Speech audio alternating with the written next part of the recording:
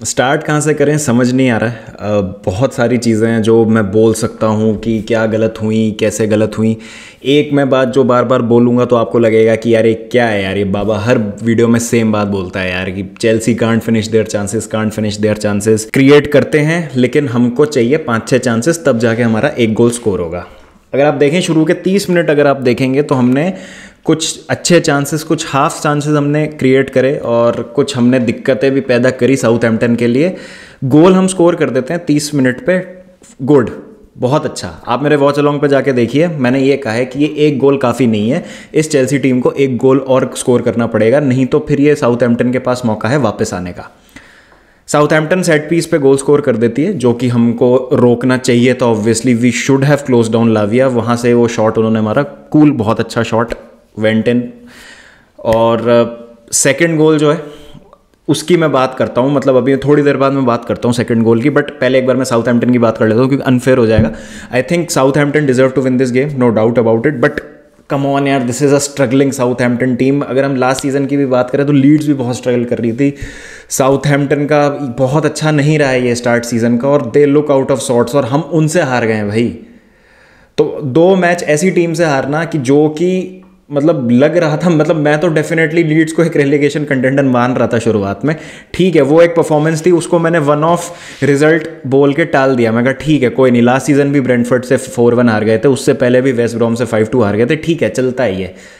लेकिन आज जो मैंने देखा है ना, that is a cause of concern. क्यों, मैं बताता हूँ। दूसरे गोल पे हम आएंगे, उसमें इस चीज़ का रीज़न जो है मैं बता दूंगा आपको।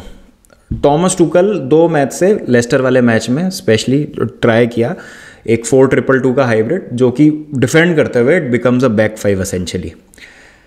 तो आज हमने चालू ही उस शेप से किया कि हम डिफेंस में बैक 5 थे, लेकिन we were more like 4 at the back से हम स्टार्ट करेंगे। That was our shape with the double pivot of Loftus Cheek and Jorginho. इस टीम में मिडफील्ड ही नहीं है। इस टीम पे जब अटैक पड़ रहा होता है या डिफेंसिव ट्रांजिशन में होती है ये टीम, तो इस पे मिडफील्ड नहीं है, मतलब वो डिफेंसिव काम करने वाली मिडफील्ड नहीं है।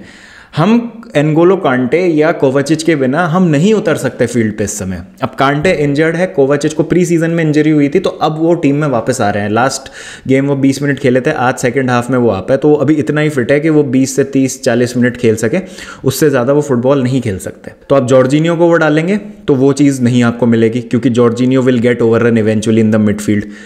रूबेन लॉफ्टस-चीक को बहुत ज़्यादा आसान है बाईपास करना। दूसरे गोल की मैं बात कर रहा था। दूसरा गोल देखिए आप, यहाँ पे किस तरीके की पोजीशनिंग है हमारे मिडफील्ड की, क्योंकि अवेयरनेस नहीं है हमारे दोनों मिडफील्डर्स में, और क्लोज डाउन करना चाहिए लेकिन करते नहीं है। काउंटर पे बहुत एक इजी चांस मिल जाता है और फिर जो साउथहैम्पटन है उनको मौका मिल जाता है दूसरा गोल स्कोर करने का। ये लीड्स ने भी किया था उस दिन, ये लेस्टर भी बार बार कर रही थी। हम लकी रहे थे कुछ ओकेजन्स पे कि वो गोल स्कोर नहीं कर पाए थे। They should have equalised, might have one the game अगर वो अपने चांसेस ले लेते।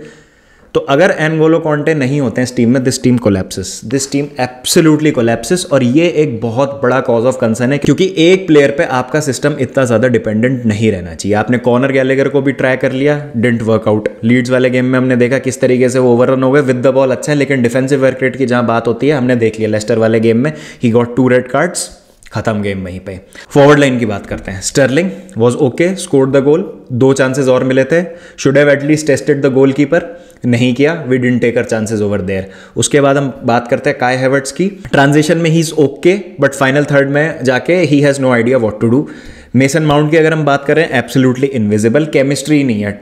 और वो केमिस्ट्री दिखी थी पहले 30 मिनट में, दिखी थी वो केमिस्ट्री, लेकिन उसके बाद जैसे ही हमने गोल कंसीड किया, पता नहीं इस टीम को क्या हो जाता है। मतलब मेरे को लगता ही नहीं है कि ये टीम वो टीम है जिसने लेस्टर के अगेंस्ट इतना अच्छा खेल के वो रिजल्ट निकाला उस दिन। मतलब ठीक है, we were lucky, but we were also a man down. 10 लोगों से हमने खेल के वो रिजल्ट निकाला, which I thought was a good thing, कि मोरल बूस्टर की तरह उस विन ने काम किया होगा और प्लेयर्स को लगा होगा नहीं यार ठीक है, मतलब वी डग डीप, कैरेक्टर दिखाया हमने, वापसी करी हमने मैच में। बट आज ऐसा लगा कि कोई अलग ही टीम उतरी थी जैसे फील्ड पे। अब सबसे बड़ी कंसर्न की बात यह है कि जोस्को गार्डियोल का आज लिंक आ गया है। फब्रिजियो रोमानो ने कहा है कि Chelsea are very close to completing that deal. 90 million में जो है जोस्को गार्डियोल जो है वो हो जाएंगे चेल्सी के प्लेयर, और अगले साल आएंगे वो जून में।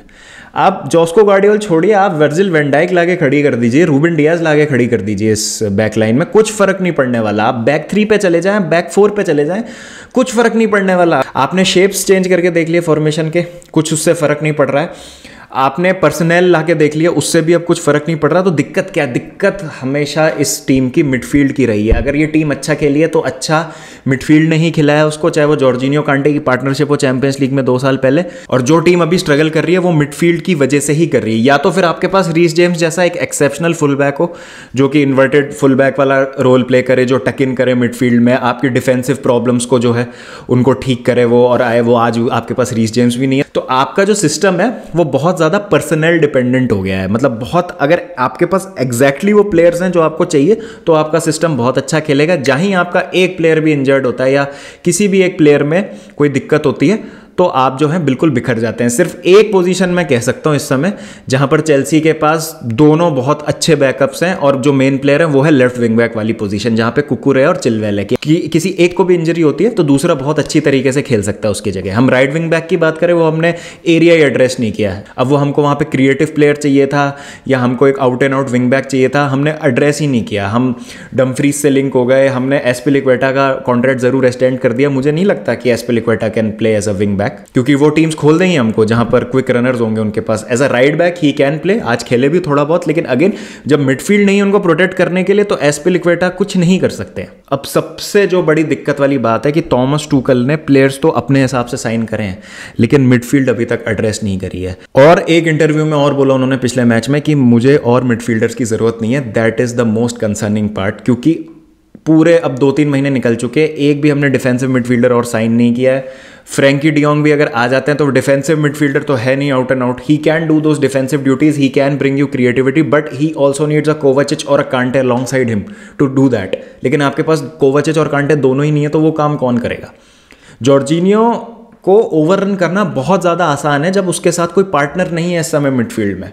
ये चीज़ अगर अब समझ आ रही है तो इसको फिक्स करना जो है बहुत ज़्यादा लेट हो चुका है, बहुत ज़्यादा देरी हो चुकी है। एंड आई थिंक एक स्ट्राइकर तो ठीक है, हम स्ट्राइकर की भी बात करते हैं, एक स्ट्राइकर आ जाएगा, ओबामेयांग आ जाएगा तो हो सकता है हमारे शायद थोड़े से चांसेस फिनिश हो जाए। ओबामेयांग के आने से होगा क्या, मैं आपको बताता हूँ। जैसे आज के मैच में हमने थोड़े से कुछ चांसेस मिस करे, तो मान लीजिए उसमें से कुछ चांस हम स्कोर कर देते, स्कोर 2-0 का हो जाता, तो गेम स्टेट वहाँ चेंज हो जाती है। तो वहाँ पर जो है साउथहैम्पटन एक बैकफुट पे चली जाएगी कि हाँ चलो ठीक है यार, हम थोड़ा सा we are under the pump, और फिर चेल्सी को और ओपनिंग्स मिलती हैं टू एक्सप्लॉइट।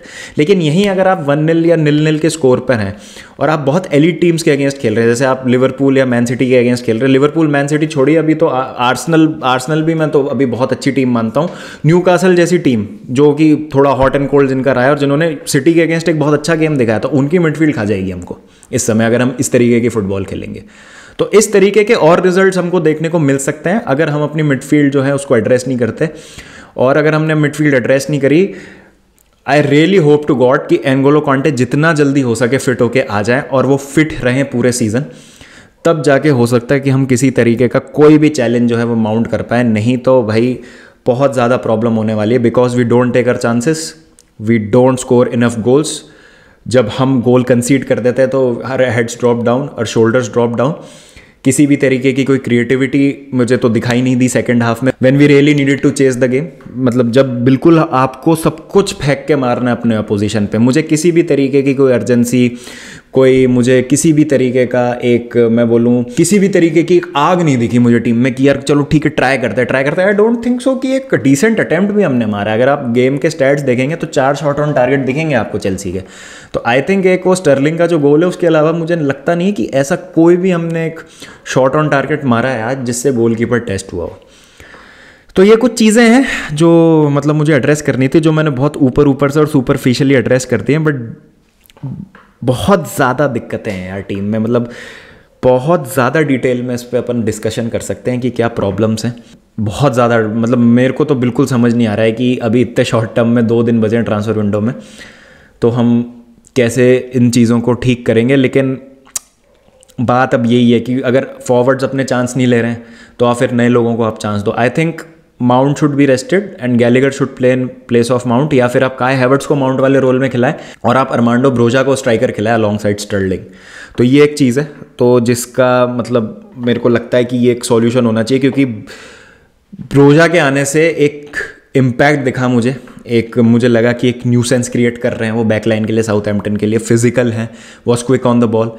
अगर वो फिनिश कर सकते हैं चांसेस और he can be A goal scorer for us तो वो हम कर सकते हैं, नहीं तो ओबामयांग की अगर डील हम कर लेते हैं या कोई भी अगर हम स्ट्राइकर लेके आते हैं तो that can be the guy for us. तो वो अगर ऐसा हमको रूथलेस गोल स्कोरर मिल जाए जो इस सिचुएशन को अराइज ही ना होने दे तो एक बात है, लेकिन we will be in deep deep trouble in the games जहाँ पर हम पहले कंसीड करेंगे। मैं आपको बता रहा हूँ, जहाँ पर हमने पहले गोल खा लिया वो नेक्स्ट टू इम्पॉसिबल है उसमें कम बैक करना।